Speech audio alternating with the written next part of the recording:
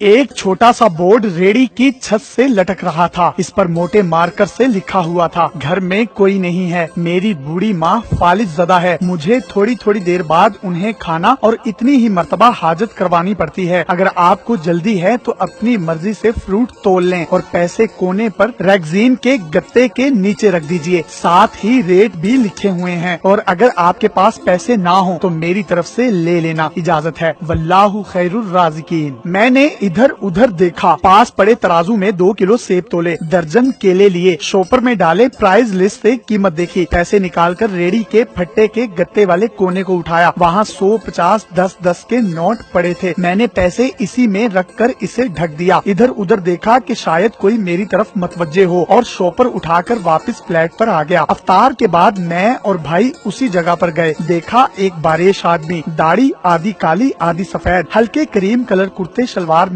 Ready को धक्का लगाकर बस जाने ही वाला था। वो हमें देखकर मुस्कुराया और बोला, साहब फल तो खत्म हो गया। नाम पूछा तो बोला, मेरा नाम खादिम हुसैन है। फिर हम सामने ढाबे पर बैठे थे। चाय आई, कहने लगा, पिछले 3 साल से अम्मा बिस्तर पर है, कुछ नफ्सियाती सी भी हो गई है और अब तो फालिज भी हो गया है। मेरा कोई बाल बच्चा नहीं, बीवी मर गई है, सिर्फ मैं हूँ और मेरी अम्मा। अम्मा की देखभाल करने वाला कोई नहीं, इसीलिए मुझे हर वक्त अम्मा का ख्याल रखना पड़ता है। एक दिन मैंने अम्मा के पाँव दबाते हुए बड़े नरम लहजे से कहा, अम्मा तेरी तिमादारी को तो बड़ा जी करता है, पर जेब में कुछ नहीं, तू मुझे कमरे से हिलने नहीं देती, कहती है तू जाता है तो जी घबराता है, तू ही बता मैं क्या करूं। अब क्या गैब से खाना उतरेगा? ना तो मैं बनी इसराइल का जना हूँ, ना तू मूसा की माँ है, क्या करूँ? ये सुनकर माँ ने हाँफते कांपते उठने की कोशिश की। मैंने तकिया ऊंचा करके इसको बिठाया, टेक लगवाई, अपने कमजोर हाथों का प्याला बनाया और ना जाने रब्बुल आलमीन से क्या बात की। फिर बोली, तू रेडी वहीं छोड़ कर आया कर, तेरा रिज़्क तुझे इसी कमरे में बैठ कर मिलेगा। मैंने कहा, अम्मा क्या बात करती है, वहाँ छोड़ आऊंगा तो कोई चोर अचक्का सब कुछ ले जाएगा। आजकल कौन लिहाज करता है, बिना मालिक के कौन खरीदार आएगा। इस पर अम्मा कहने लगी, तू फजर को रेडी फलों से भर कर छोड़ कर आ जा, बस ज्यादा बकबक मत कर,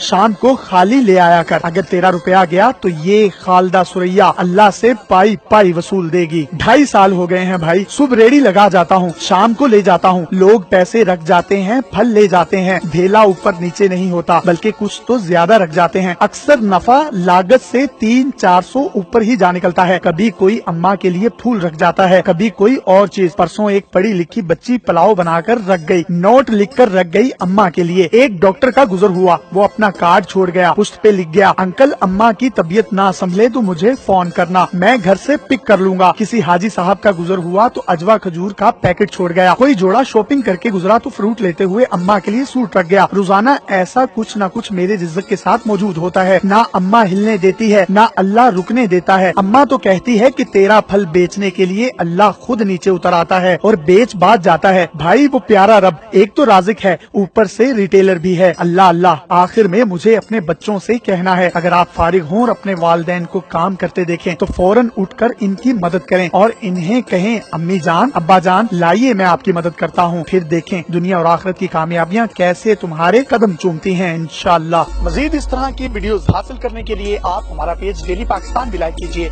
अपने मेजबान यासिर शामी को इजाजत दीजिए। अल्लाह हाफिज।